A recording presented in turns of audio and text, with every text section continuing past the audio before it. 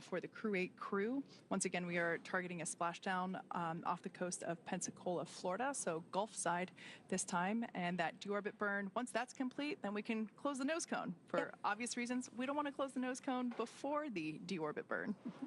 Yep, and that nose cone has actually been open since Dragon launched all the way back in March. It serves as, it has umbilicals attached to the International Space Station, also is the hatch that the crew floated aboard the International Space Station on. And as you mentioned, we are targeting Pensacola for splashdown today, and I'm hearing that the weather is just pristine. Winds are about 2 knots, which is 2 miles per hour, so very, very minimal winds. I expect that we'll see very low wave heights. And if you've been following along with this mission, you know that weather has been a watch item for us with this particular mission. There were a couple of hurricanes that moved through the Florida area, and then some additional storms that caused some of those parameters, whether it be winds, wave heights, precipitation, lightning. We look at all of these factors. Nominal trunk jettison. Dragon cabin. All right. Great news there. So not only did we perform the claw separation, but we also jettisoned the trunk, and that call out there was from SpaceX Core, which is located there in SpaceX Mission Control Hawthorne, which is the view there. Those are our operators that are on console monitoring and controlling Dragon. And yeah, so that is a good call out. So next up will be the deorbit burn. Like I said before, this will last 9 minutes long, and everything so far is looking good for splashdown of Crew-8. Yep, and with that trunk separation being confirmed, that means that telemetry is now looking good. The nitrox system is primed for cabin and suit cooling, and the heat shield is exposed and ready for atmospheric reentry. Again, that's very important. The trunk served its purpose by gathering energy from the sun through its solar cells and converting that to battery power. And since we will be separating the trunk, we can't generate any more new power, but we don't need to since we're coming home, and Dragon does have enough battery power already stored up ahead of that deorbit burn. Next up, the final steps that Dragon will perform prior to reentry, the slew or maneuver to deorbit burn, and the attitude and the deorbit burn itself. This is the last time that the forward Dracos, which are, like I said before, those 4 thrusters that are located on top of the spacecraft, it is the last time that those will ignite. The deorbit burn will place Dragon on a precise trajectory to return to the splashdown site off the coast of Pensacola, Florida, and will last about 9 minutes once it begins.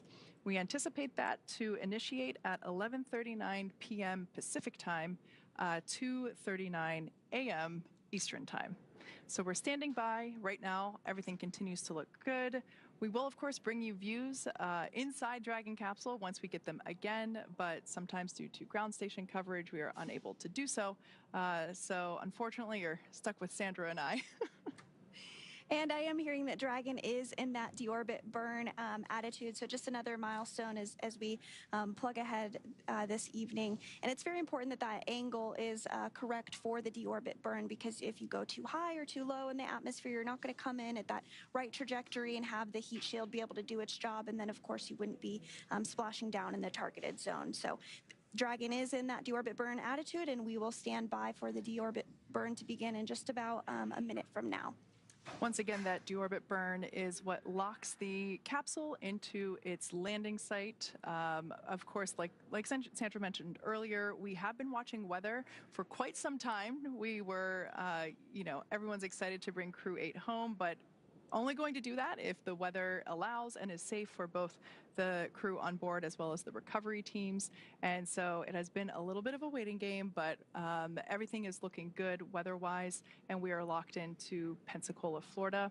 And this deorbit burn, which will last 9 minutes, is what is basically the last firing of the 4 forward Draco thrusters. Again, those are the ones located at the top of the capsule.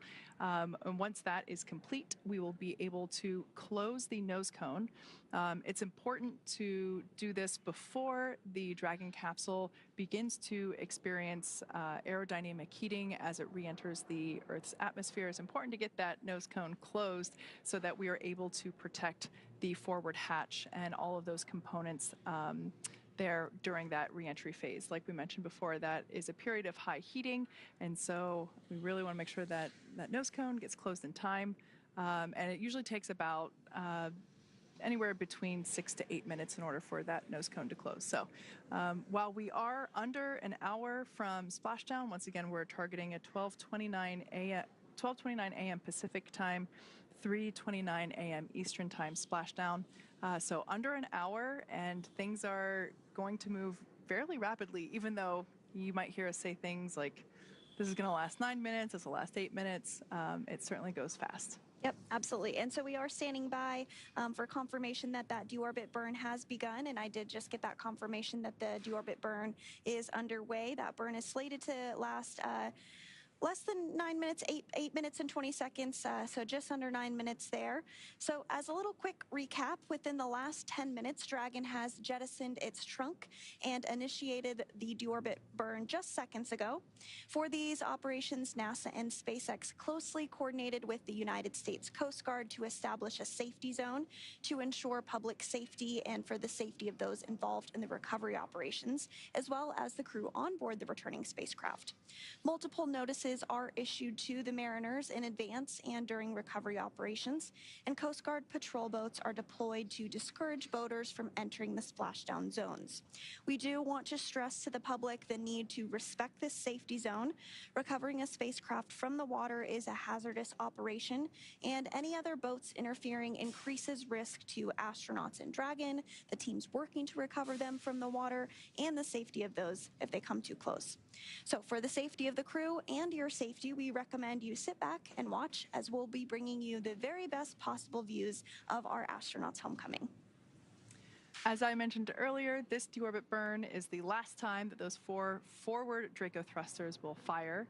Dragon Endeavour has not yet entered the Earth's atmosphere. This deorbit burn that's coming up that has initiated is what will line the vehicle up and put it on its final trajectory to the landing site right off the coast of Pensacola.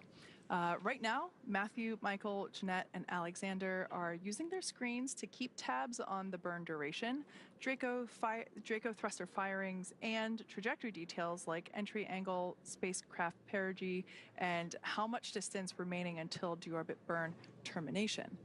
Right now, Dragon is flying itself, so all that the crew has to do is stay strapped in their seats and keep tabs on things. Although, if I were at one of those window seats, I would be pretty tempted to want to get my face right up next to the window.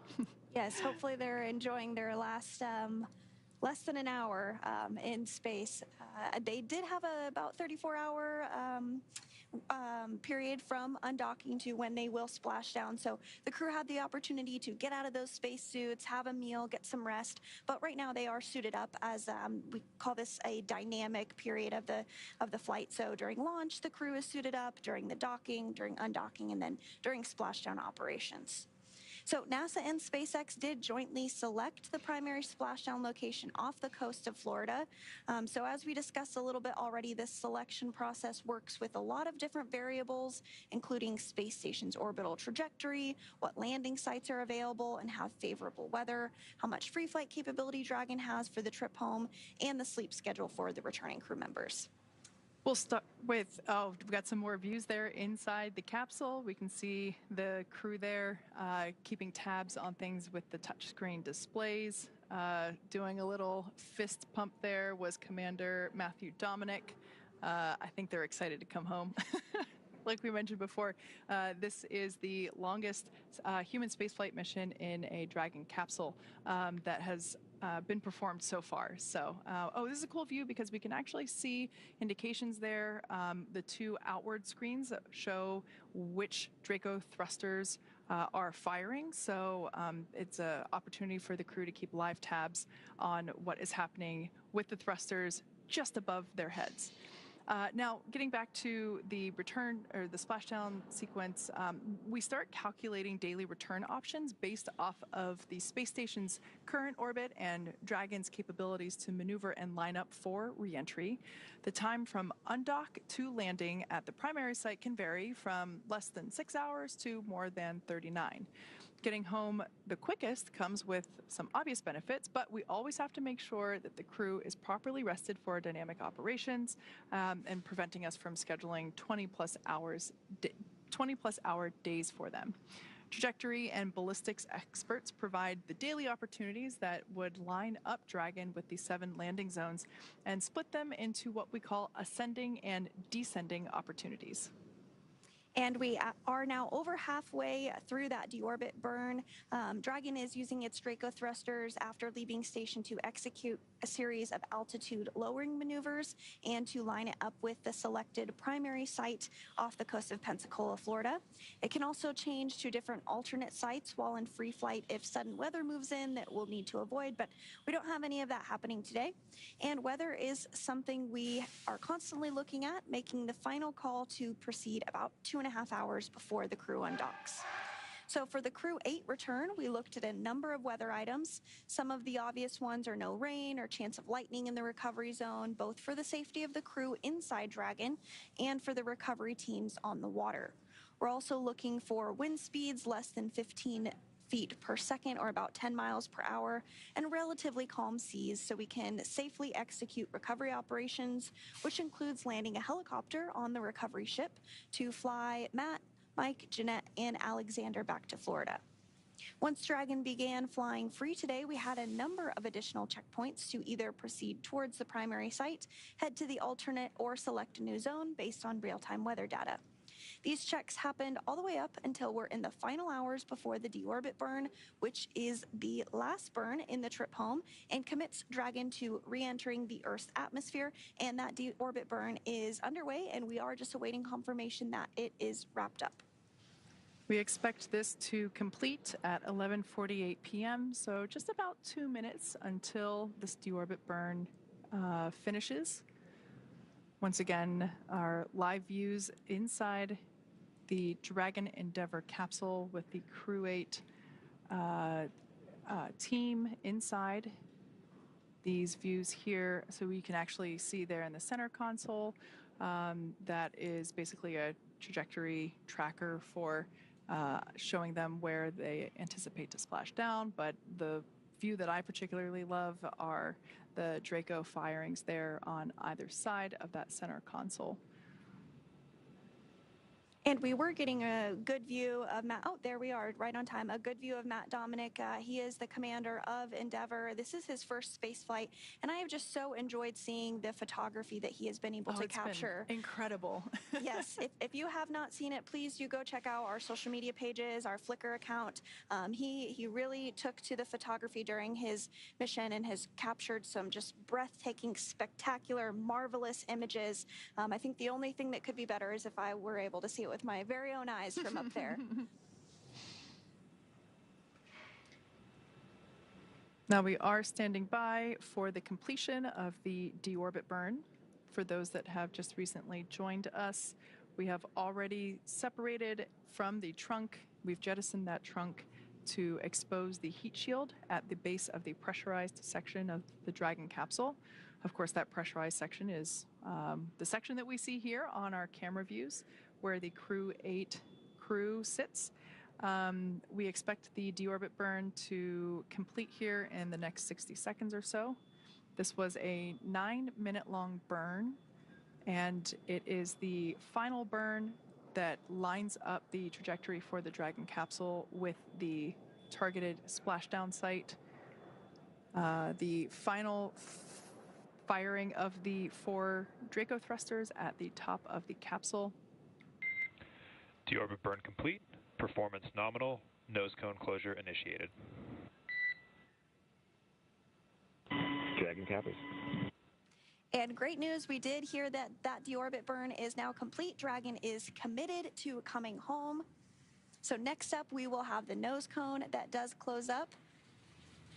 This will take a couple minutes to complete.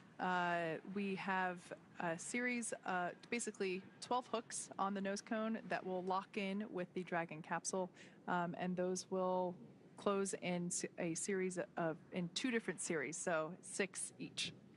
Yep, and those are those same nose cones that were nose cones. The same, the same late. hooks, yeah, the same hooks that were used yesterday to actually unhook from the International Space Station, and as it backed away, if you were tuning into our coverage for that.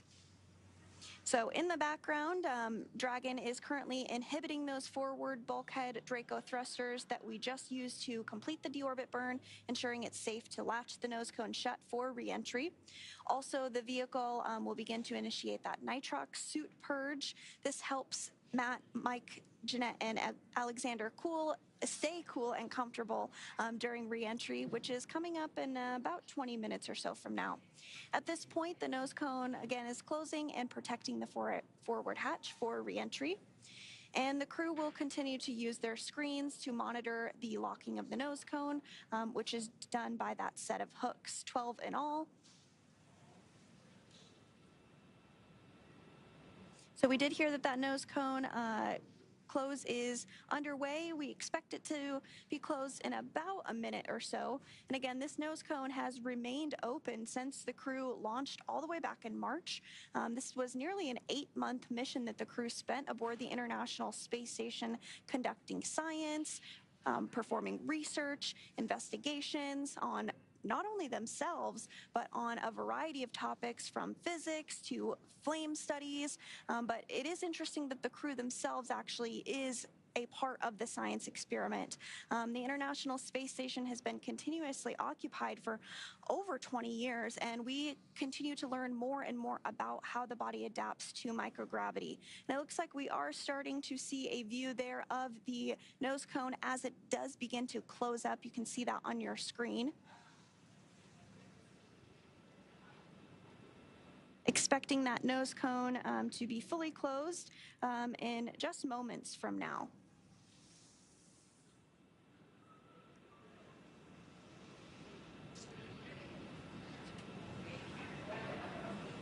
And we'll stand by for that nose cone to go ahead and be closed up. Again, we expect that call out here in just a few seconds from now.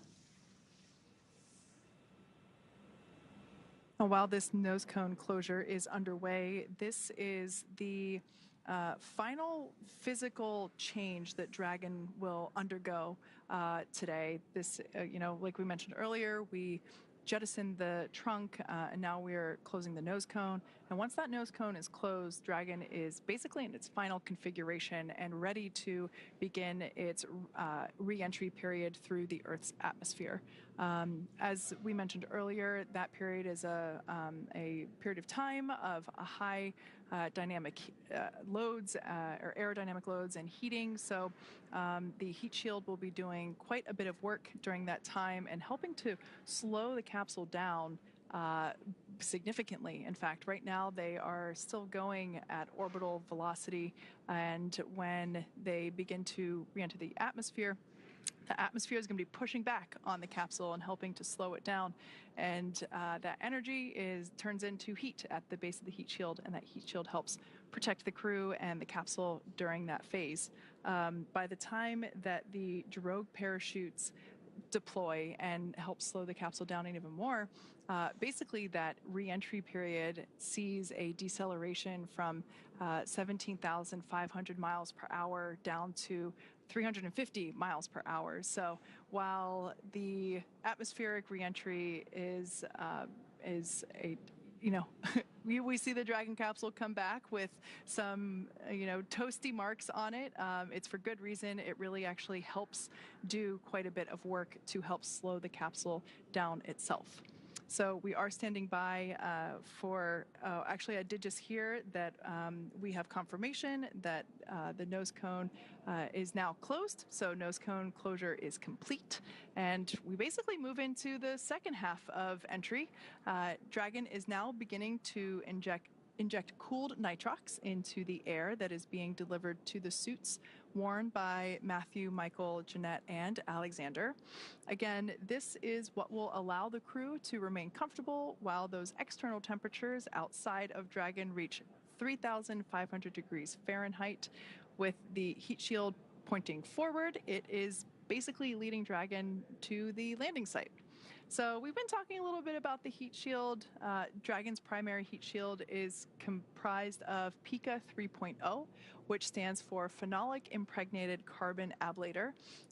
First gen Pica was actually initially developed by NASA for studying and sampling comets within our solar system. That's right, and SpaceX partnered with NASA to develop Pica-X, which was the second-gen product used on all Dragon 1 cargo resupply missions that successfully resupplied the International Space Station on 20 missions. Pica 3.0 was developed specifically for use on Dragon 2 crew and cargo with enhanced structural and thermal properties that optimized the heat shield and drove down cost and mass. The remainder of Dragon is composed primarily of a SpaceX proprietary ablative material. It's another class of thermal protection which is lighter weight versus Pica and protects the underlying composite structure during that reentry phase to ensure that the structural capabilities are maintained, and that also helps to make sure that our Dragon capsules are easily and rapidly reusable. And while Dragon will experience temperatures well over 3,000 degrees Fahrenheit during peak reentry conditions, the characteristics of the TPS, or thermal protection systems, coupled with the ECLIS environmental control and life support system in the pressurized interior, will ensure that Matt, Mike, Jeanette, and Alexander stay cool and comfortable during all phases of reentry through splashdown. And again, we are now less than an hour away from splashdown off the coast of Pensacola, Florida. Targeting that splashdown at 12:15 a.m. Pacific time. And we are now less than 20 minutes away from the start of that 7-minute blackout period, where we won't have communications with the crew due to that blackout period as that ionization builds up around the heat shield we just discussed. Now, after Dragon Endeavour has re-entered the Earth's atmosphere, we will deploy a series of parachutes to help slow the crew's descent. First will be the 2 drogue parachutes, followed by Nose cone secured for entry.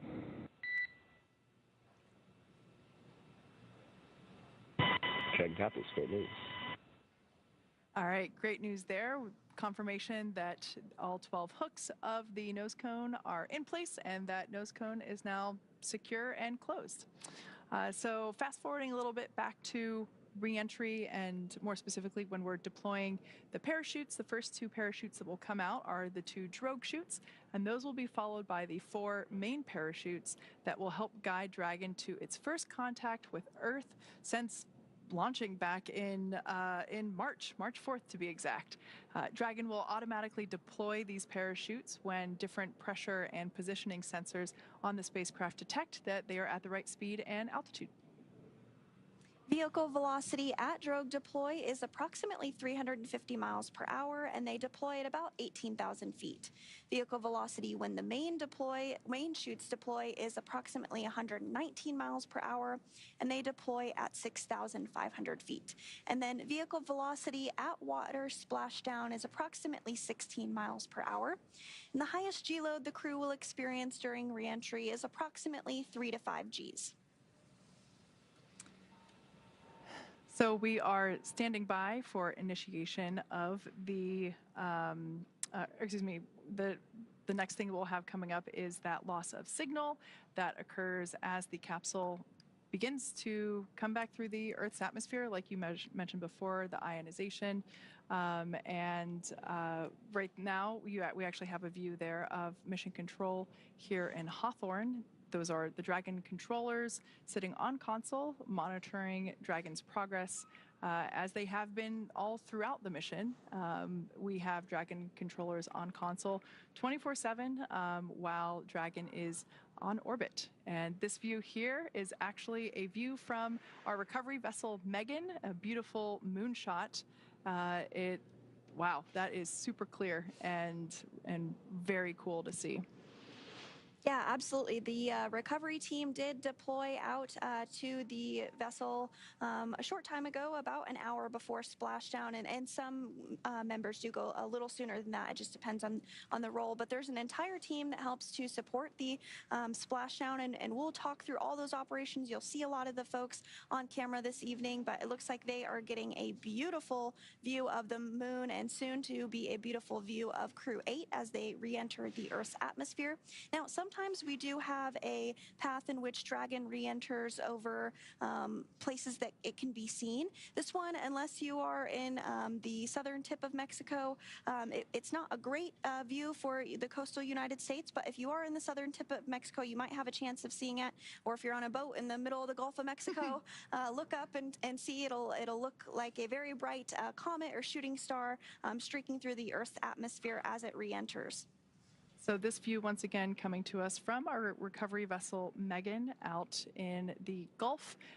We will actually also have views of the capsule re-entering from this vessel as well, we hope. We also have, like Sandra mentioned, in terms of the trajectory, we have a tracker that we are utilizing to follow Dragon Endeavor's progress as it continues to work through its next steps. Once again, we have successfully jettisoned the trunk. We have completed the 9-minute deorbit burn. We have closed the nose cone, and we are now standing by for Dragon entry, as well as the loss of signal.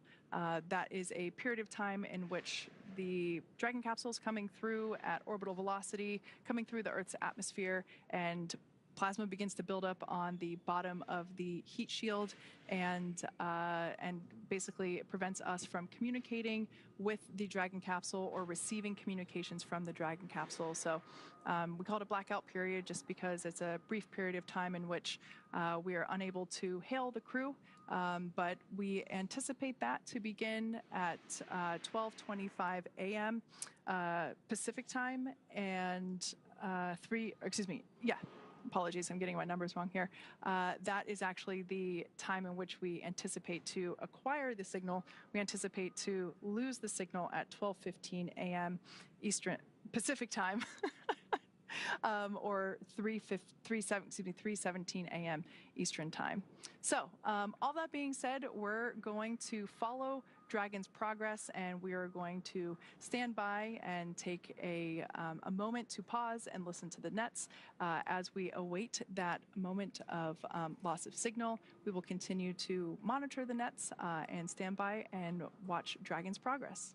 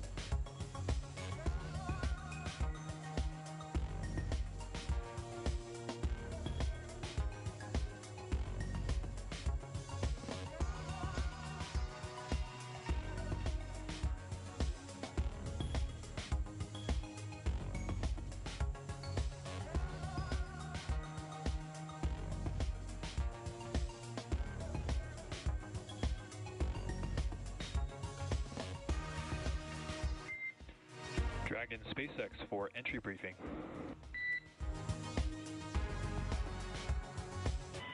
Dragon's ready.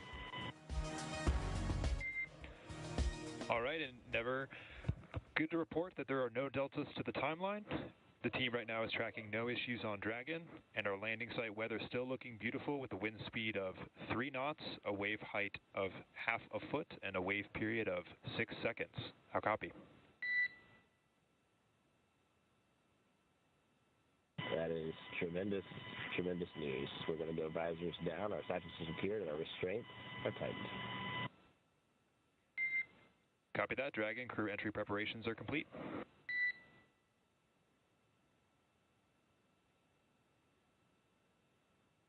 Dragon copies. All right, so great news there as we heard SpaceX Core call up to the Crew-8 team, letting them know that there are no changes to the anticipated timeline. So still tracking a 12:29 a.m. Pacific, 3:29 a.m. Eastern Time splashdown off the coast of Pensacola, Florida. We also heard great news about the weather. It's pretty calm. While we haven't seen the view of the water surface yet, I have a feeling it's going to be rather glass-like based on the description of a 0.6 wave height and 3 knots of wind speed. So all in all, really good news, and it's still looking great. Like I mentioned, 12:29 a.m. Pacific time. So 22 minutes from now, we'll have the Crew-8 crew back on Earth. Yes, and that comes after a mission duration of 235 days in space. The crew traveled 99 million statute miles during that time period. They saw the arrival of 8 visiting vehicles and the departure of 8 visiting spacecraft. Some of those were crewed spacecraft with other crew members on board. Some of those were cargo resupply missions. So it has certainly been a very busy increment for them. There was also one spacewalk that took place with NASA astronaut Mike Barrett and NASA astronaut Tracy Dyson, who has since returned back to Earth. But that spacewalk did last 31 minutes, and Barrett has now conducted 3 spacewalks in his career for a total of 5 hours and 37 minutes in all. Wow. That's really impressive. So once again, for those that have just recently joined us, the Crew-8 capsule Dragon Endeavour is making its way back to Earth. We are anticipating a splashdown of 12:29 a.m. Pacific, 3:29 a.m. Eastern Time off the coast of Pensacola, Florida. The next event that we have coming up will be the anticipated loss of signal. This is a brief, about a few minute long period in which we are unable to communicate with the capsule or the crew. This happens every time we bring a Dragon capsule back to Earth. We anticipate the loss of signal to begin at 12:15 a.m., so just 6 minutes from now, and that is a result of the plasma that's building up on the exterior of the capsule.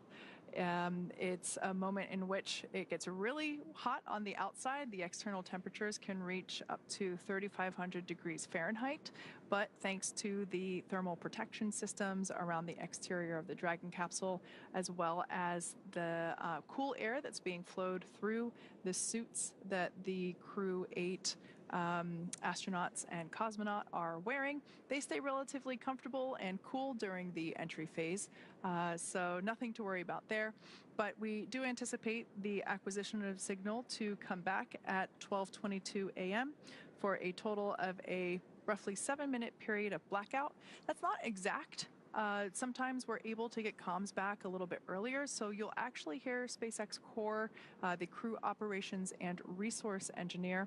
That is the voice that we've been hearing throughout the events today, speaking to Commander Matt Dominic.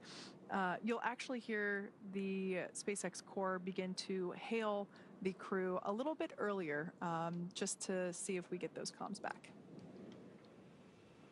Yep, absolutely. And so the crew is suited up during this portion of the flight, and they will remain through all the actual splashdown and once they're removed from Endeavour as well. But the spacesuit's primary function is to protect the crew in the event of a cabin depressurization. So if that were to occur, the suit would inflate to provide a habitable environment long enough for the crew to return home. This 5 minutes until anticipated LOS. We'll see you on the other side at 0723 Zulu. Dragon copy 0723 Zulu. See you on the other side. Good readback. And those words from the Corps here in Hawthorne up to the Crew-8, particularly to Matt Dominic, who is the commander of Endeavour, letting them know that they'll see them on the other side of that blackout period, expected to end at 12:23 a.m. Pacific time this morning. So again, the spacesuit does help to protect the crew if needed. It is flame resistant as well. In the outer layer also helps to protect the crew in any event of a fire. It's also custom tailored and is a single piece suit. This means that the helmet, gloves, and boots all remain attached. The helmet is made from 3D printed nylon and has a visor that pivots open. The quick disconnect, or QD, on the right thigh mates to an umbilical on the seat and provides air for ventilation, oxygen, nitrox for pressurization, and allows for the electronics to be connected all from a single location on the suit. A tubing network inside the suit delivers air to the neck and limbs to keep the crew cool while wearing the spacesuit. And the suit's communication system consists of helmet-mounted microphones and in-ear speakers, which the crew has been using to communicate with the ground. It takes less than 15 minutes to put on the spacesuit, and this is what we call an intravehicular activity, or IVA suit, designed for use inside Dragon. When the astronauts move onto the International Space Station, the suits do stay on board Dragon, and then the astronauts wear NASA's extravehicular activity suit, or EVA spacesuit, when outside the International Space Station conducting those spacewalks. So everything continuing to go smoothly this morning.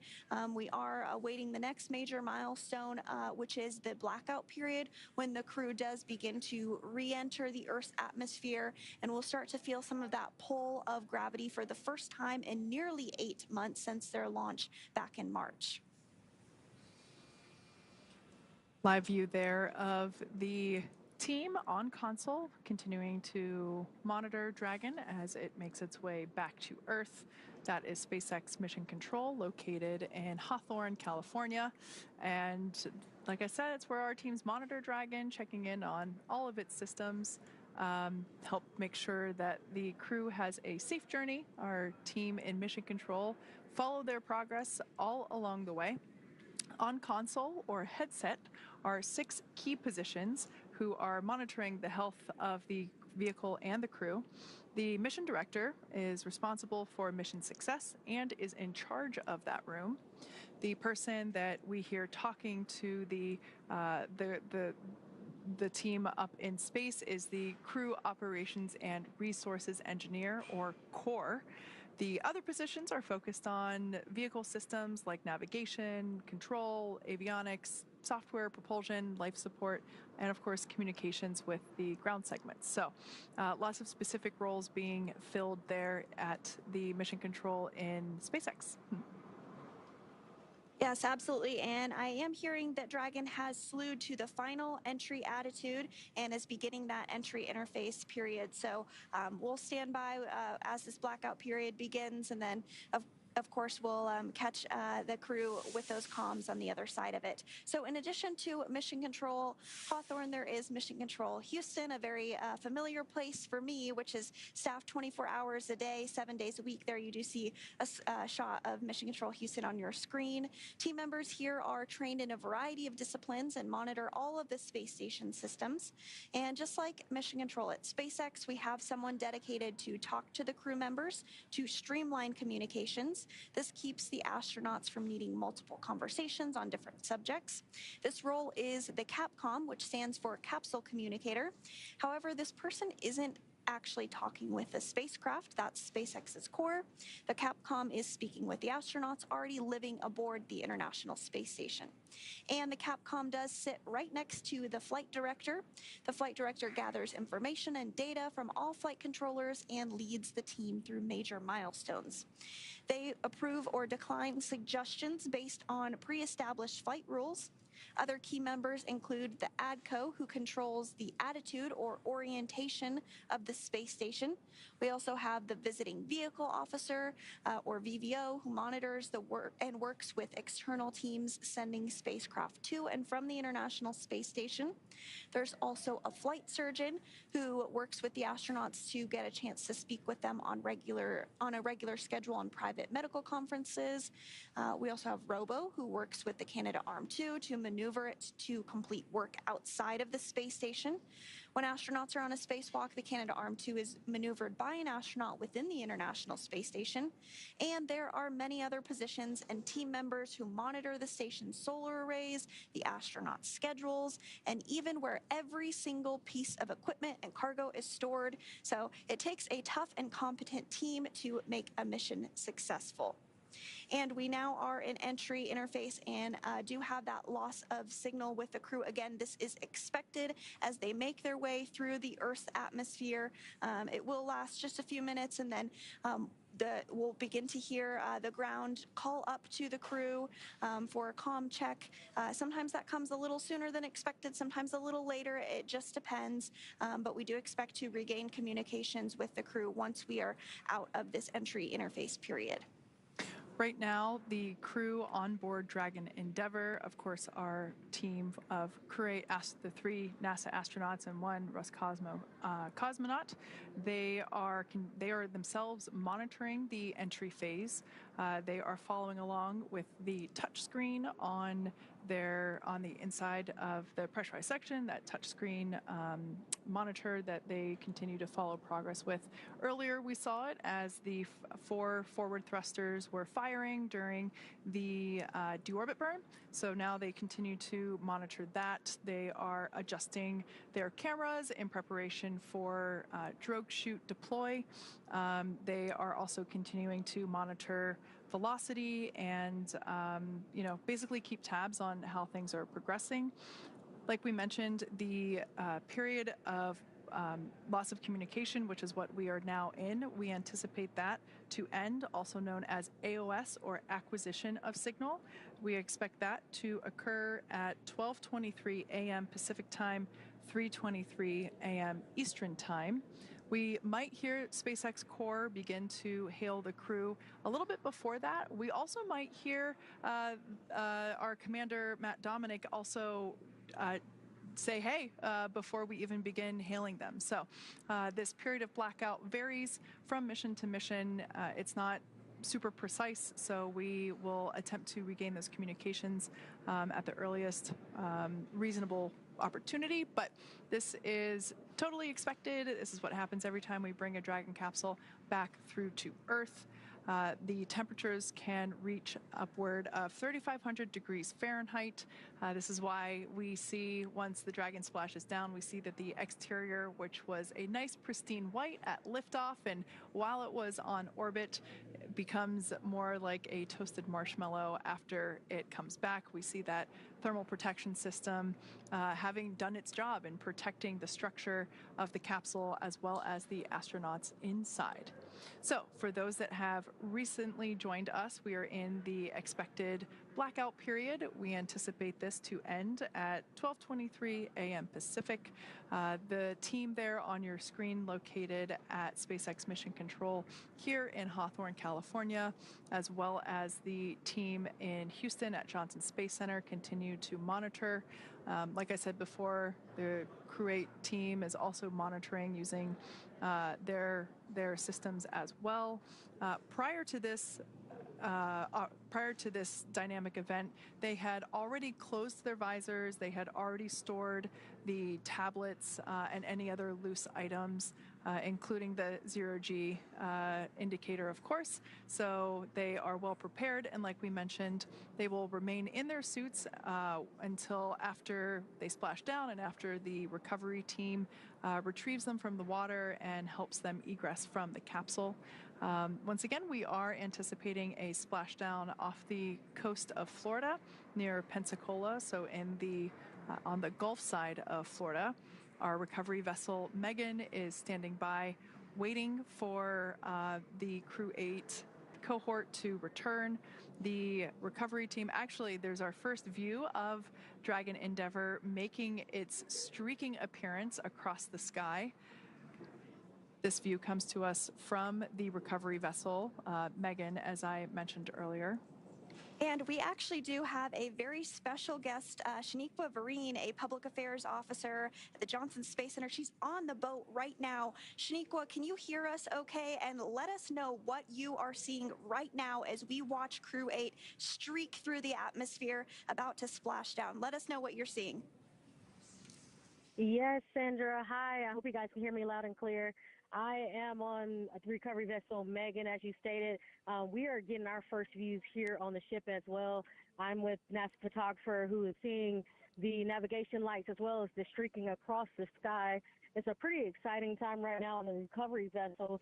All personnel that's not on the FAST are up at the front of the hull of the ship, just watching it as it comes in. Again, the Megan is stationed about 3 miles, about 1.5 nautical miles away from the splashdown zone, and we're looking to have the crew splash down in just about, 6 minutes, 5-6 minutes, and so we're catching all the views until the parachutes deploy and they splash down in the ocean. That is so excellent, Shaniqua. I am jealous of the view. I mean, it's beautiful on our screen, but I can't even imagine what it looks like in person. So soak that in, enjoy that moment.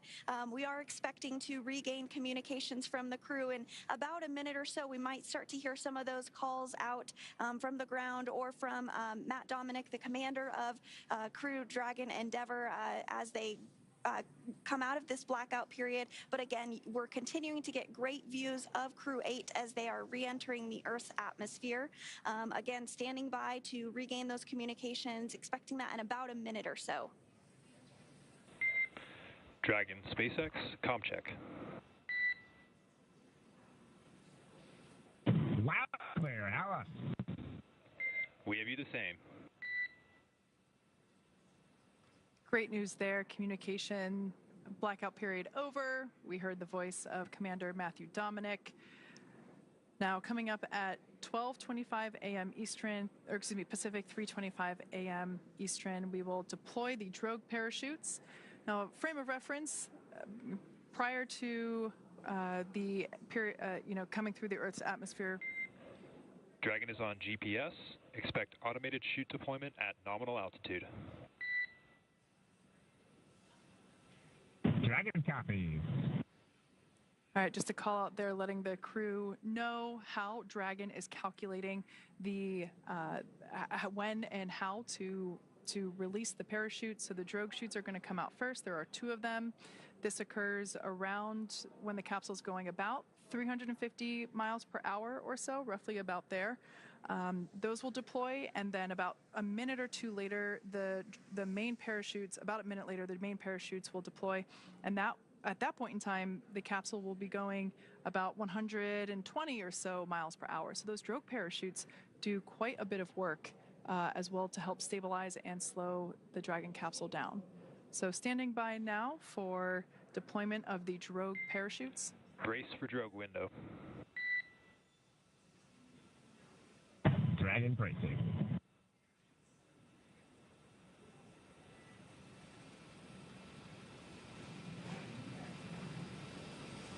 And this view again is from the WB-57. That's one of our high altitude planes as it continues to track Dragon ahead of those drogue parachutes being deployed. And shortly after that, we'll see the main parachutes deployed. But we'll stand by for those drogues to go ahead and get deployed.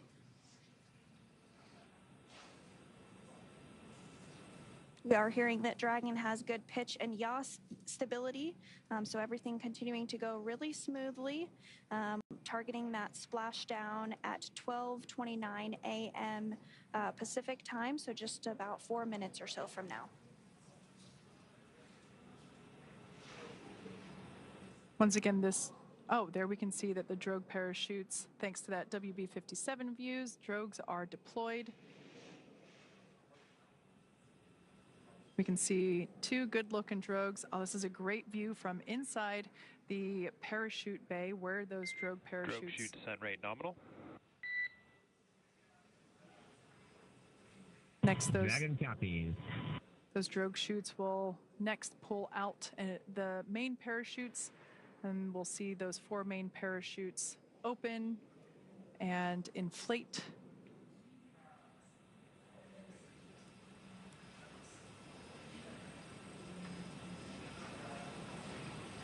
Once again, Dragon is, we can see deployment there of the 4 main parachutes. Dragon is doing this autonomously, releasing each set of parachutes. We can now see those 4 main parachutes begin to inflate.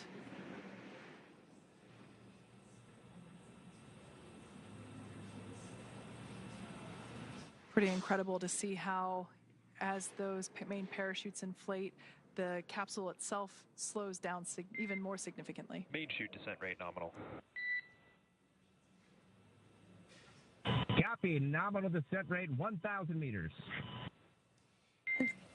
Copy, 1,000. We will continue to hear call-outs from Commander Matt Dominic of the distance from the water. Those parachutes really doing their job now, as you mentioned, Kate, starting to slow the spacecraft down even more and more. By the time the crew actually does splash down in the water, they'll be going about 15, 16 miles per hour. So those parachutes really taking on that air to slow down the spacecraft. 800 meters. Copy, 800. Like you said, Commander, Matt Dominic will continue to report altitude every 200 meters. So we just heard the 800-meter call out.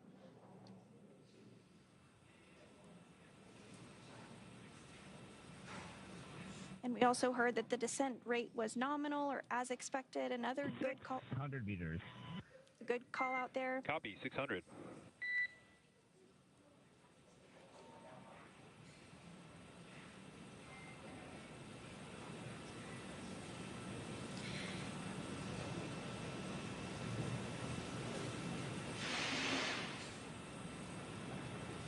Continuing to get great views from the WB-57 as Crew-8 is nearing splashdown.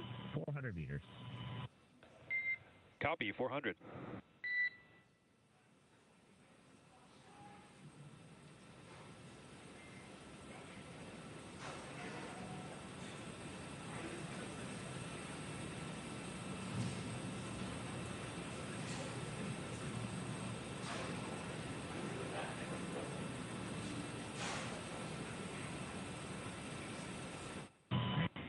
Meters, bracing. Copy, 200 and braced. At this point in time, the seats in Dragon have rotated a little bit to help provide a more comfortable and safer bodily orientation for the crew members as they come closer to splashdown.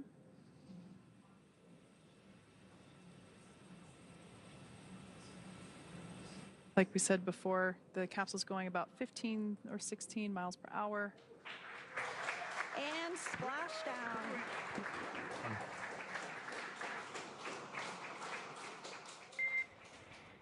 And Endeavour, we see the same. On behalf of SpaceX, welcome home.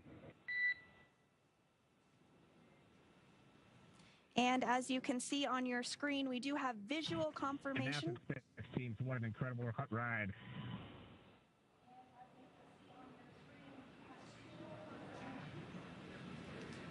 Again, we do have visual confirmation of Crew-8 successfully splashing down after 235 days in space. They are now back on Earth. Dragon Endeavour has returned home, and NASA astronauts Matt Dominic, Mike Barrett, and Jeanette Epps, and Roscosmos cosmonaut Alexander Gurbankin are back on Earth after an approximately 34-hour return journey from space. As you can see, SpaceX recovery ship and team have been waiting for Dragon splashdown, and they're now making their way to the splashdown location.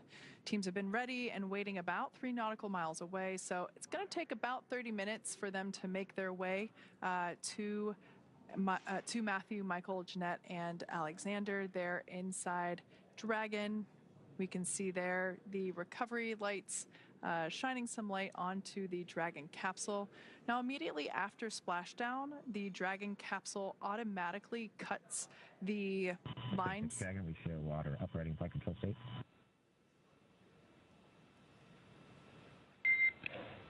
SpaceX copies, we see the same.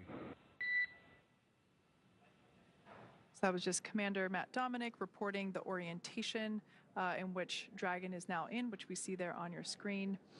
Like I mentioned before, the Dragon capsule automatically cuts.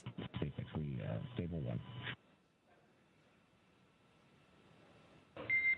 Copy and concur, stable 1. Dragon automatically cuts the lines to the parachutes, so we will see some of the recovery team in the fast boats, which are now approaching the splashdown site. We'll see a couple of those boats divert over to where the parachutes landed, as we will retrieve those from the water. We will also see a fast boat approach the Dragon capsule. That team is responsible for making sure that there are no remaining hypergolic residue on the capsule after it has spent significant time in space. Those hypergolic propellants are what are used to maneuver Dragon on orbit, and they are toxic to people here on Earth. And so we want to make sure that the recovery team is safe, so we'll see that fast boat approach and perform initial safety checks to make sure there are no hypergolic residuals there on the exterior of the capsule. We'll then see that team begin to rig up the Dragon capsule with some fittings, some straps that will ultimately be utilized to lift the capsule on board our recovery vessel, Megan.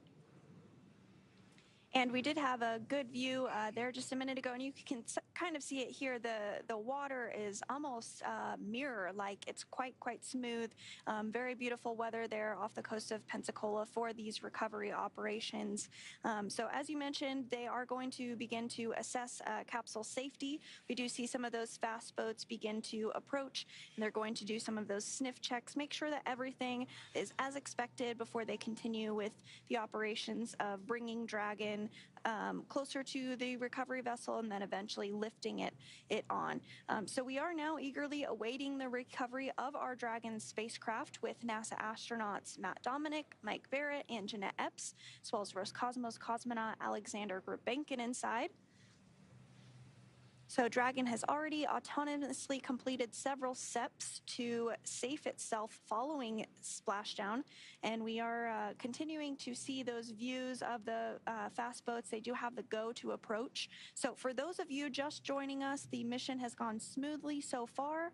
Dragon successfully splashed down off the coast of Pensacola at 12:29 a.m. Pacific, 3:39 a.m. Eastern this morning. Dragon, SpaceX is go for recovery personnel to approach. Expect personnel alongside in approximately 1 minute. Okay. You guys are fast. I always love that call out because, you know, it is not common to have people on the outside of your spaceship. So I love that we just give the team a heads up that they should expect people to begin climbing around their Dragon capsule. Now, approximately 34 hours ago, Dragon autonomously undocked from the International Space Station, completed a series of departure burns, jettisoned its trunk section, and then, as we saw just a little bit ago, performed its final burn, the deorbit burn, which placed the Dragon capsule on a trajectory toward Pensacola, Florida. Dragon successfully re-entered the Earth's atmosphere, followed by deployment of its parachutes to slow the spacecraft down to a gentle splashdown. So we're now going to follow along with the final part of Matthew, Michael, Jeanette, and Alexandra's journey as Dragon is prepared to be lifted out of the water and placed on the recovery boat. And you might have heard a call out a couple of minutes ago for something called Stable 1. There's a couple of different configurations that Dragon can land in. Stable 1 is the configuration that we are hoping for. So this means it's in the ocean and upright as expected, as you see on your screen as the lights do shine on it. So those fast boats continuing to approach and get closer. These will be the first human beings that Crew-8 has seen outside of their spacecraft since they were being strapped in ahead of launch by the closeout team at the Kennedy Space Center in Florida. So upon detection of landing, Dragon automatically did release the main parachutes to prevent wind from pulling the spacecraft. And then Dragon automatically safed its pyrotechnics still present on the spacecraft and automatically performed additional minor system reconfigurations if needed. So the astronauts will remain seated and in their spacesuits at this point, but the onboard air conditioning keeps things temperature regulated inside the spacecraft so they can be comfortable, and the communication systems on board remain powered so the crew can continue to communicate, and we'll likely hear some of those calls back and forth from the ground to the crew inside Endeavour. Yeah, you mentioned the automatic cutting of those parachute lines. We often talk about how Dragon is autonomous and how it does things itself, but the crew is always there monitoring and ensuring that things are going as planned. So actually, one of the first actions that they have upon splashdown is to listen for the cutting of those lines. And so if for some reason we confirm that the parachutes were unable to be released, the crew inside has the ability to do that manually. So just because they splash down doesn't mean their job is over. Now, in this view here, we can see some of the recovery team there in the fast boats that got that go to approach. We have 2 fast boats in the recovery fleet, which you see there, that have moved rather quickly to that splashdown point.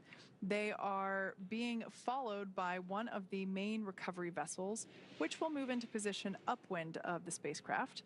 We put it upwind just in case there are any residual hypergolic elements there on the exterior of the capsule. So putting the larger recovery vessel upwind before having the confirmation that there are no residuals, key safety check there.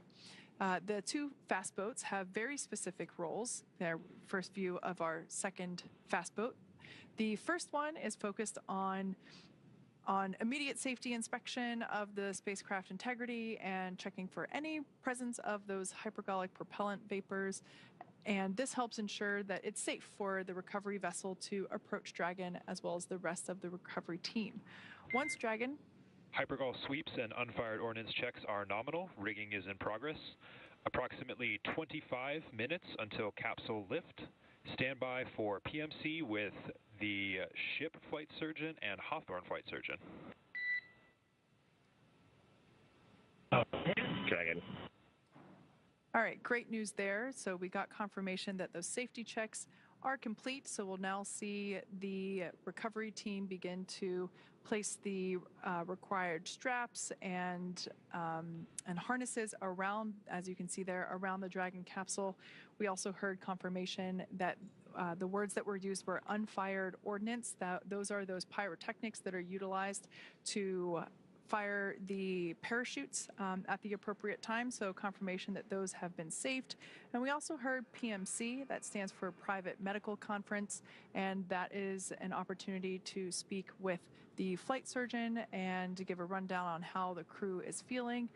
as we mentioned earlier, we have 3 spaceflight rookies, although they're not rookies anymore now that they're back on Earth, and 1 veteran. So Michael Barrett, this is he has now completed 4 space flights. So it's a good opportunity even for everyone to check in with the surgeon, let them know how they're feeling. And of course, that is private. Now, we did get that all clear for full approach. So like I said, that you can see that the team beginning to rig up the spacecraft for the recovery by the recovery ship.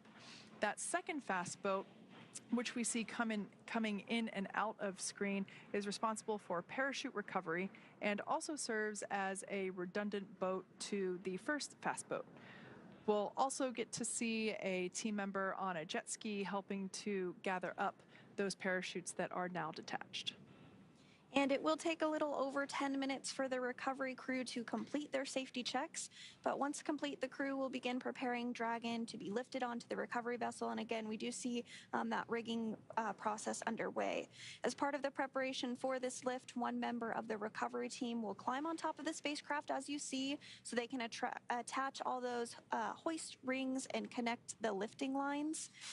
So it does typically take us less than an hour to raise Dragon to the recovery boat and remove the crew from the spacecraft.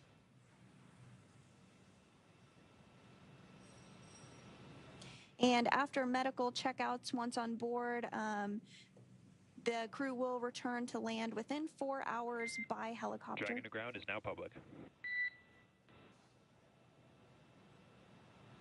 Copy, Dragon, copy.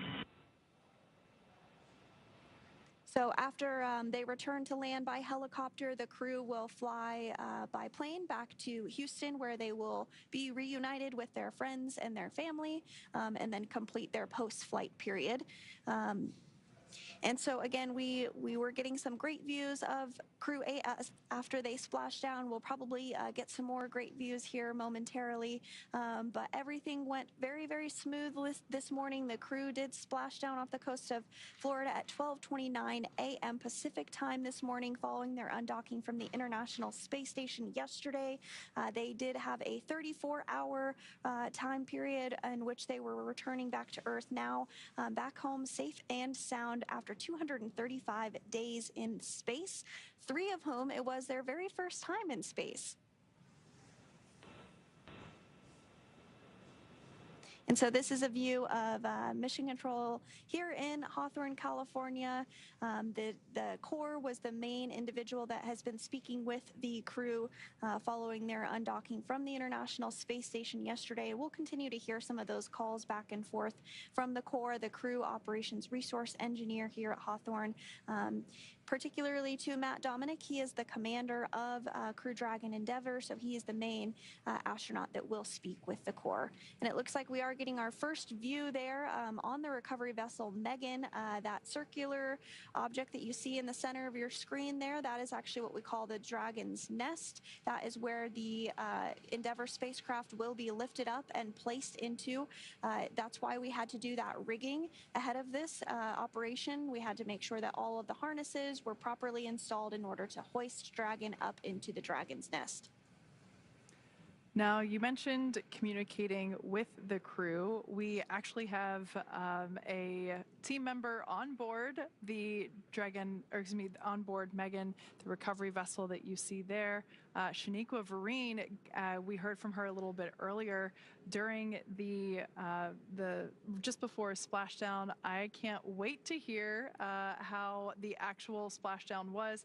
Shaniqua, can you fill us in on what it was to experience that? Yes. Can you hear me? We can hear you loud and clear. All right. I actually repositioned myself from the front of the boat to the back of the boat so I can see the Dragon's Nest and actually have eyes right now on Dragon Endeavour. Everything as far as splashdown was perfect. It was nominal. We could see the bright dragon in the sky coming back to Earth, and it was pretty extraordinary from my point of view.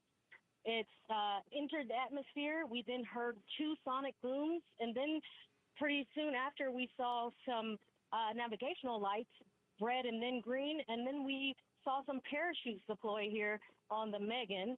We then tracked Dragon as it slowly propelled down into the ocean. From here, you guys have been following along a little bit more. I had some better views, I think, of you guys. We tracked the Endeavor down, and we actually saw the parachutes from the fast boat being dragged a little bit here as they were clearing out the area for us to be able to recover Dragon. Again, you guys went over a little bit, but after we got all clear, the fast boats went in to make sure that there was no hypergolic leaks, that propellant leaks, and then we're right now inching closer and closer to the vessel as we see. I don't know if you guys have views right now, but as we're inching closer, we're backing the Megan closer to the Dragon Endeavor where it sits right now in the ocean. Yeah, Shaniqua, I think we have a very similar view currently as you. We are also looking off the aft end of the recovery vessel. We see a couple crew members there next to the Dragon's Nest, and we can also see the Dragon capsule. So I have a feeling that you're standing pretty close to the camera we got views from. Yes, absolutely. And Shaniqua, you know, we have all been tracking this weather pretty closely throughout the return journey for Crew-8. From my perspective, those seas look like glass. Can you tell us about the landing conditions from your perspective? Yes, so we had optimal conditions to actually bring Dragon home today and splash down off the Pensacola coast. The conditions have been more than favorable, I would say. We expected a little chill to be in the air. We're all buckled up in sweatshirts and hoodies here, and it's actually a smooth, like 76 degrees. Beautiful, calm ocean as well as clear skies tonight. We had a couple of the flight docs pointing out the constellations as we were waiting for Endeavor to actually come in view. So it's been pretty amazing and clear. Just blue water. I was looking for dolphins or jumping fish off the side of the boats this time. I had that view a couple recoveries ago, and didn't happen this time, but still quite a sight to view.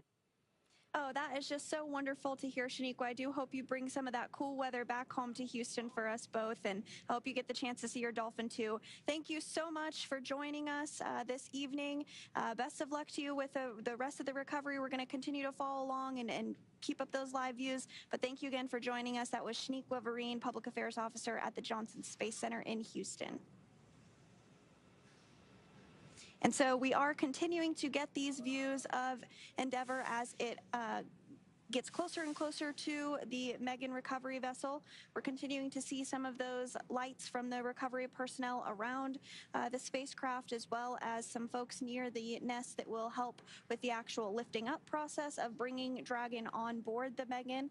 And once Dragon is secure and on the recovery vessel, we'll actually see it scooch forward a little bit before the crew is actually removed from the spacecraft. But before that, we'll open up the hatches and we'll continue to walk through all of that. But I'm just glad that we are getting these great views. Yeah, Shaniqua mentioned being able to see some aquatic life in the water. This is always fun to watch folks as we prepare the Dragon capsule to be lifted onto the deck of the recovery vessel. This is one of the moments that haunts my nightmares personally. Dark water, you know, there may be, I know it's highly unlikely and it's one of those kind of like fear things, but to me there's sharks in there and other scary oceanic beasts, but I think Shaniqua, it has more luck with a dolphin than scary aquatic beasts. That's just in my head, that's what's there. So we can see their recovery team members standing by as they have already begun to prepare to lower the vessel's hydraulic lift mechanism into the water, and that will help bring the spacecraft into that on-deck translation system, as you have heard us refer to as the nest. Dragon will remain in that nest during crew extraction and then for the journey back to port. So what is not super clear from this view, the Dragon capsule will be lifted into that nest, and then that nest will translate toward the camera that we are looking from now. So that nest will translate toward the forward end of the recovery vessel, and that is where the extraction platform is located. The crew we can see there in the background is continuing to prepare the Dragon capsule. We can actually see one of the recovery team members. This is probably the best view we've had of them so far, but we can actually see one of the recovery team members on top of the capsule helping to secure the rigging and the straps necessary to safely lift the Dragon capsule out of the water. And once open, a SpaceX medical doctor will be the very first one to check in on Matt, Mike, Jeanette, and Alexander, just to see if they're ready for egress or getting out of the spacecraft. So Wall Dragon's top hatch is used to connect to the space station, and that's kind of that pointy part that you're seeing at the top of the spacecraft. On the other end is the heat shield. The top hatch is used to connect to the space station. The astronauts will egress from Dragon's side hatch, pending capsule orientation in the water, which as we see is in stable 1, so they will be able to use that side hatch. But there are multiple options, so if Dragon were to splash down in a different orientation, they could egress from the top hatch as well. So either option works, but today we will be using that side hatch. Before opening the hatch, the spacecraft's cabin pressure must be equalized with the outside environment, but it actually is equalized because we're here on Earth. So once the hatch is opened, that will be the crew's first breath of fresh air since boarding Dragon at the start of their mission all the way back in March, which is hard to believe. That was almost 8 months ago. Yeah, time does fly. So this is a cool view here. I believe this is a drone shot that we have, and you can really get a sense of distance between the recovery vessel and the Dragon capsule and the speed at which the recovery vessel approaches Dragon. It is slow and steady, carefully choreographed, as pretty much everything in spaceflight is. And we can see the recovery team in the fast boat still working to prepare Dragon Endeavour to be lifted out of the water. We heard during the we heard in the post-deorbit burn debrief that the weather was really good. We can see that here live on screen. The wave height predicted was 0.6, so really mild. We can see almost a glass-like surface there on the water, and only a wind speed of only 3 knots. So overall, a beautiful evening for a Dragon to splash down. And we are getting some good visuals there of the helicopter pad on top of the recovery vessel Megan there. You can see the green lights of the helicopter pad. Once the crew is out of the spacecraft, they will depart back to the coast of Florida on board a helicopter before flying back to Houston and being reunited with their families at Ellington Field in Houston.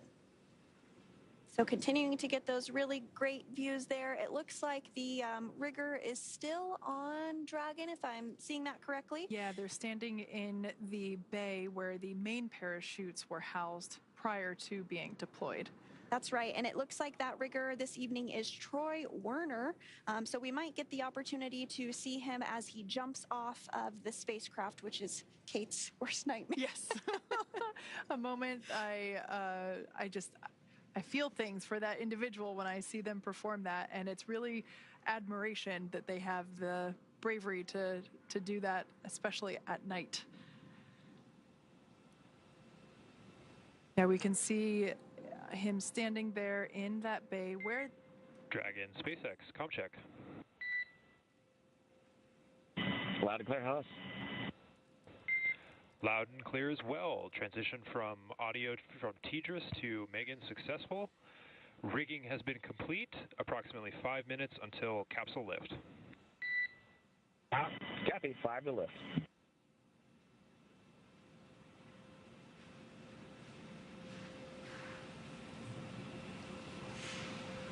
Great news there, just giving the crew an anticipated timeline for the remainder of the recovery preparations. That lift sequence will happen quite quickly, so be sure to not turn away. The Dragon capsule will be lifted up and out of the water using those hydraulic arms, or that lift that you can see there at the end of the recovery vessel on the left-hand side of your screen. It'll then be placed in the Dragon's nest, which will then be translated toward the forward end of the vessel. And that all happens really from the moment that the Dragon capsule is lifted out of the water, basically about a minute, if my memory serves me correctly from previous recent recovery operations, about a minute for the nest, for the Dragon to be out of the water in the nest, and the nest to be translated to the forward end where the egress platform is located.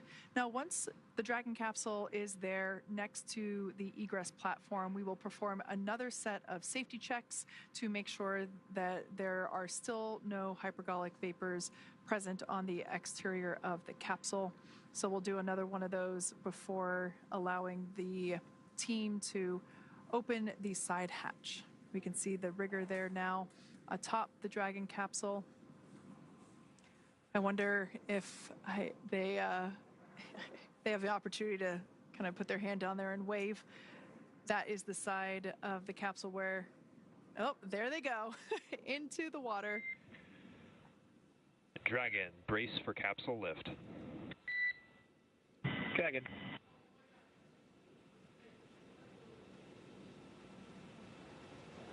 All right, lift now underway as we bring Dragon Endeavor out of the water. A great view from our drone.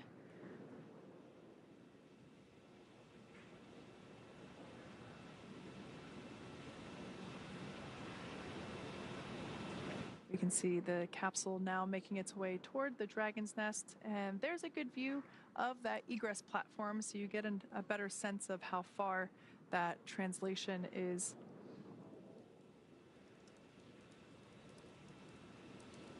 So you can see some seawater there resting in the main parachute bay. Once the Dragon is translated forward, we will see the team rinse off the capsule using fresh water to help arrest any corrosion that may be underway due to the presence of that salt water. Salt obviously being corrosive to metallics, and we want to prevent that as our Dragon capsules are reused. And we are really starting to see kind of that toasted marshmallow effect because of re-entering into the Earth's atmosphere there. And then we did see a view of the side hatch. We'll continue to see that come into more view, especially as the Dragon is translated a little bit closer. Dragon, welcome aboard the recovery vessel Megan. Recovery personnel are completing their final checks. Stand by for translation to the egress platform. Dragon copies. And so Crew-8 is now aboard the recovery vessel Megan after splashing down off the coast of Pensacola at 12:29 a.m. Pacific time this morning. The recovery vessel Megan is actually named after NASA astronaut Megan McArthur, who was selected as an astronaut in 2000. She flew on Space Shuttle STS-125, which was the final space shuttle mission to the Hubble Space Telescope. And it actually helped to successfully improve the Hubble's capabilities and extend its life. And then she also flew on Crew-2. Yeah, she was actually the pilot for Crew-2. So we have two recovery vessels, one supporting Gulf operations, one supporting Atlantic operations, and this one is, as you just mentioned, named after Megan, and the other one is named after Shannon. So we've actually named these two recovery vessels after the first two women to fly on Dragon, on our Crew Dragon missions.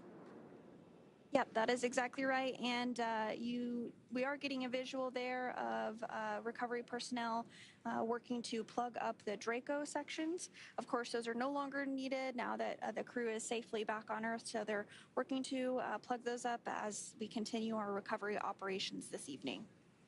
These drone views are pretty awesome. I particularly love how it's able to angle around the recovery vessel and provide a more holistic snapshot of the teamwork involved in recovering Dragon capsules. So with some camera views, we can see a couple individuals awaiting or doing certain preparations, and I love how we can kind of see more of the cohesive unit working together with these drone shots. We can see each individual performing their specific task. And this, of course, is something that the recovery team trains for extensively, both for daylight and nighttime operations. So this is something that each individual is well trained, well prepared for. And we can see now that the Dragon capsule is safely in the nest, like Sandra mentioned. We're going to be plugging up the Draco thruster outlets to help ensure that there are no hypergolic vapors that escape. We'll also perform another safety check, excuse me, to make sure it is safe for crew members to make a close approach. And we can see the team members removing some of the straps and the rigging that was necessary for capsule lift, but now unnecessary. And we will remove those to help clear the way to open the side hatch. A great view there of that side hatch. Once again, this side hatch has remained closed since the Crew-8 mission lifted off in March, early March of this year. They docked with the space station and egressed and ingressed from this capsule using the forward hatch, which is the hatch at the top of the capsule located below that nose cone. So the side hatch was never used while it was in space. So this will be the first time that that side hatch will be reopened since liftoff, and this will be the first breath of fresh air that the crew will have since lifting off, like you said, almost 8 months ago. Yeah, that liftoff did take place on Sunday, March 3rd, and Crew-8 docked the following day on March 5th. Now, Crew-8 actually docked to the Harmony Forward port, but throughout their mission, they did complete a port relocation, which is essentially moving the spacecraft from one port to another. And we are getting a really great view of Dragon as it is translated closer ahead of those recovery operations and opening up the hatch. Really spectacular view to see that. Now, one thing I want to mention before we see the crew egress, it is important to note that Matthew, Michael, Jeanette, and Alexander will be getting assistance as they exit or egress from the capsule. They will be getting assistance from... Stand by for side hatch opening and egress. Dragon.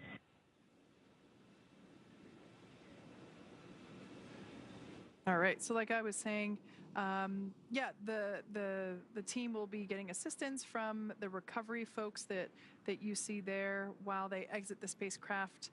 This is the same process for any returning long-duration crew members, as returning to a gravity environment can, you know, wreak havoc with our vestibular system, and which is responsible for maintaining balance and motion. So safety, of course, is our #1 priority with this operation. So you'll see the crew members helped out of the spacecraft by one by one and assisted with the few feet to the medical quarters on board the boat. So nominal procedure is to open the hatch, do a quick thumbs up check with the crew inside, help them egress one by one, and they will then go into the medical quarters directly after egress to have their first in-person medical conference with the flight surgeons on board. So that will happen for all 4 crew members.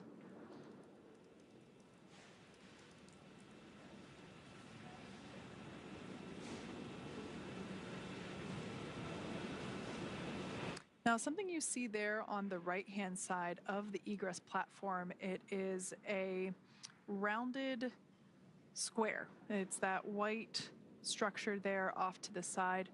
That is a piece of protective equipment that we will install once the side hatch is open. That will help protect the edges of the side hatch, help protect the seal, and also help protect the spacesuits and the crew members as they egress from the capsule.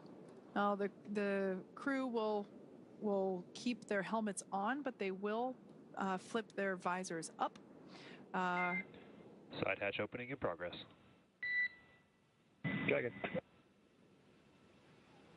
All right, so we got the all clear from those safety checks, and we can see now that the crew has untorqued the side hatch. We see that being lifted.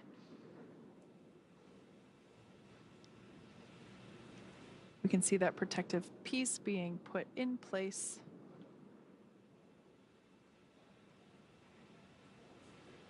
Once again, nominal procedure is for each crew member to be assisted as they egress from the capsule.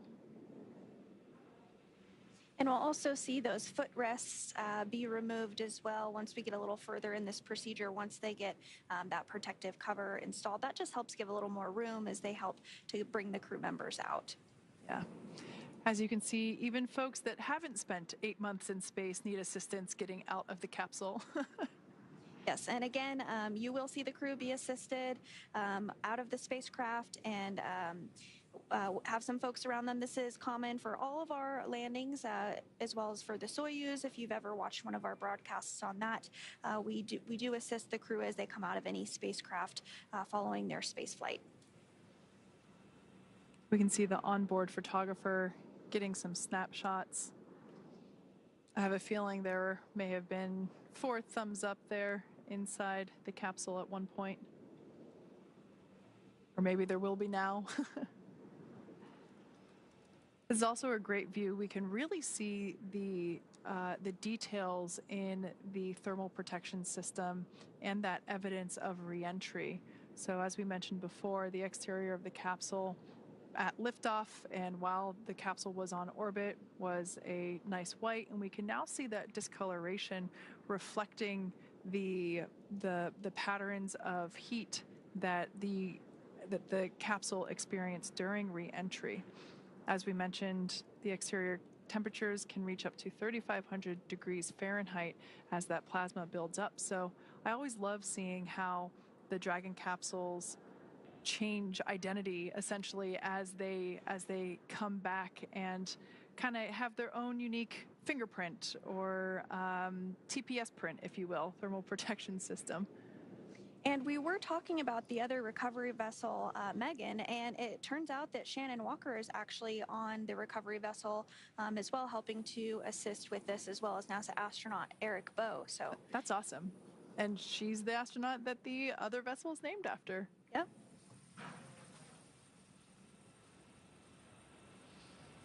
So we can see the recovery team continuing to place the assistive and protective pieces around the capsule. Like Sandra mentioned, we'll see those footrests come out. That helps provide a little bit more moving space for the team to assist the astronauts as they egress.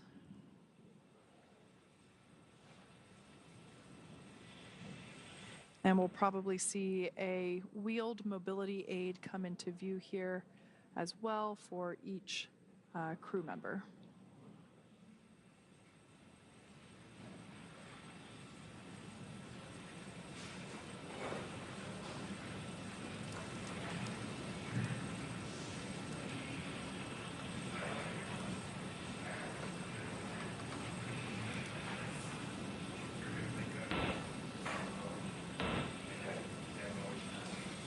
So if you are just joining us this evening, Crew-8 has splashed down off the coast of Pensacola, Florida at 12:29 a.m., ending their 235 days in space. They have been successfully recovered from the water and hoisted up onto the recovery vessel Megan, and they are now working to get removed from the side hatch there that you see on your screen, which is now open. We have recovery personnel that are partially inside the capsule now, just doing a quick check-in with the crew before their extraction. Again, you do start to see some of that recovery equipment being wheeled off to the side there. That is completely normal and expected. We do this for all of our returning crew members after their space flight, so you will see them be assisted onto that before they are wheeled away to do some additional medical checks before boarding a helicopter and flying back to Houston, rather back to the coast of Florida before they fly on a NASA plane to Houston to be reunited with their loved ones at Ellington Field. Something I want to point out while we have this particular camera angle, we can see the window, the crew window there, kind of frosted over due to the effects of that high heating during re-entry. That is the side where Jeanette Epps is seated. Now, above that window, you see basically looks like this circular hole, and that is actually one of two bays, if you will, where the drogues are fitted into. So there's one on each side, as there are two drogue parachutes. And you can also see around the side of the hatch where the lines that connect the drogue parachutes to the main parachutes, you can see how those run around the edge of the side hatch as well. So kind of a cool view to show some of the re-entry systems, or excuse me, the re-entry and splashdown systems used for our astronaut return. And it looks like we are starting to see the first crew member be extracted. I'm not sure if that will be Commander Matt Dominic or Mike Barrett, but it is typically one of those middle seats because they're easiest to reach.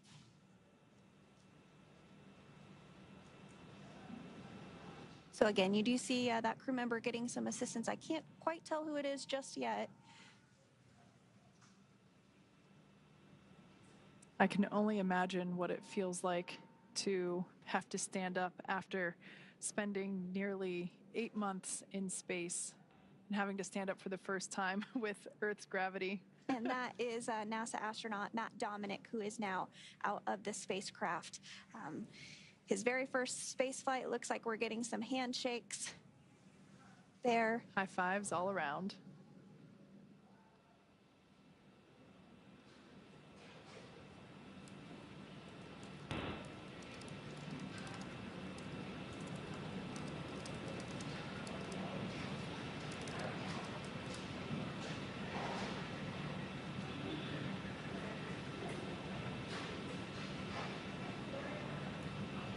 For those that have just recently joined us, you can see that the Dragon capsule carrying our Crew-8 members has successfully splashed down and been recovered from the splashdown site off the coast of Pensacola, Florida. We have just seen the egress or exit of Commander Matt Dominic, who was seated in one of the two center seats. We can see, so we're standing by for the egress of the other three crew members. And on your screen there, some of the recovery team and NASA folks there assisting with the egress. As we mentioned, we, just standard protocol, we always help individuals coming back from long duration spaceflight. We always help them, give them some assistance back to the medical base. So I can only imagine that it feels like 100 elephants standing on your shoulders as you have to stand up. This particular mission was in space for 235 days, 232 of them on station. And this ended up being the longest duration mission that Crew Dragon has ever performed. So kind of a cool first there. And the longest U.S. spacecraft flight ever, whether that was through the shuttle program, Apollo, Mercury, Gemini.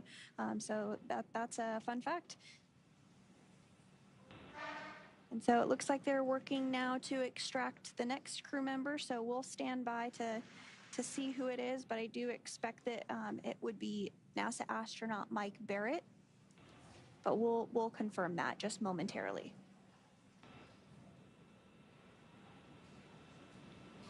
In addition to the individual standing around the outside, there's also a recovery team member inside the capsule assisting with the egress.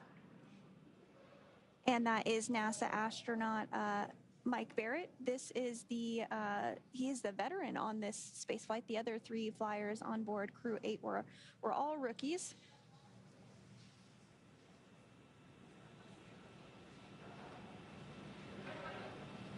And so in total, Mike Barrett has spent 447 days in space. Saw some excitement there.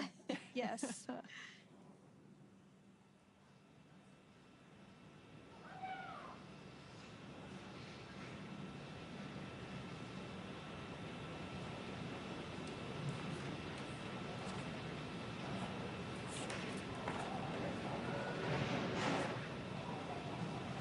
So remaining inside Endeavour is NASA astronaut Jeanette Epps, as well as Roscosmos cosmonaut Alexander Gurbankin. So we'll see who comes out next. You do see those footrests as they are removed from the spacecraft to give a little more space for recovery personnel to assist the crew members out. I think it looks like we might be getting Jeanette Epps next.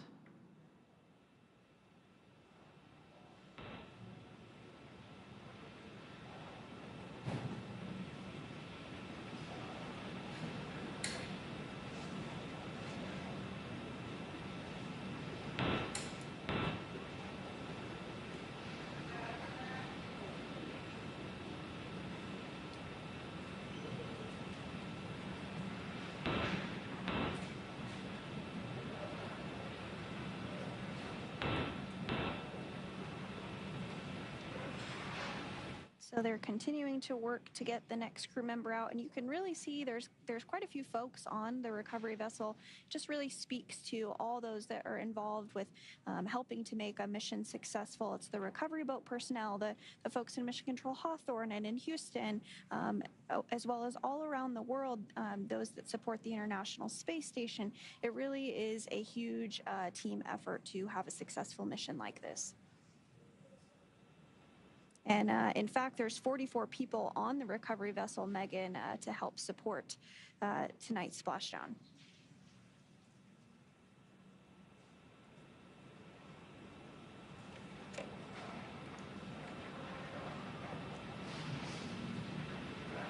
Once again, we're standing by for the egress of our final 2 crew members. Yeah, it looks like NASA astronaut Jeanette Epps will be the next one to exit. Due to the limited space inside Dragon capsule, it's pretty normal to have the 2 individuals seated in the center seats, so the pilot and commander. It's pretty normal to have them egress first, as it helps give a little bit more working room there within the capsule for the crew members and the recovery team members.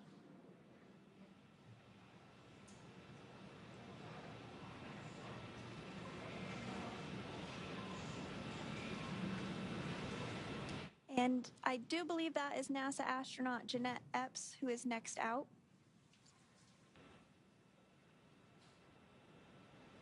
Yep, Jeanette Epps was the next one out. So Alexander Gurbankin will be next. Again, this was her first space flight. Some quick waves. Round of applause.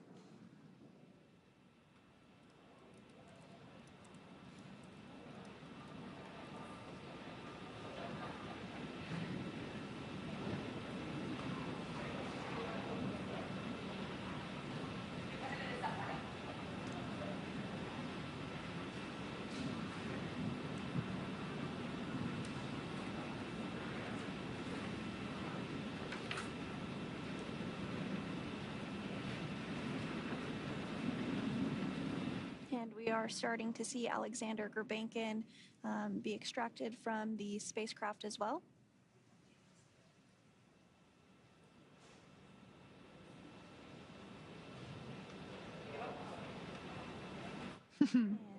Some thumbs up.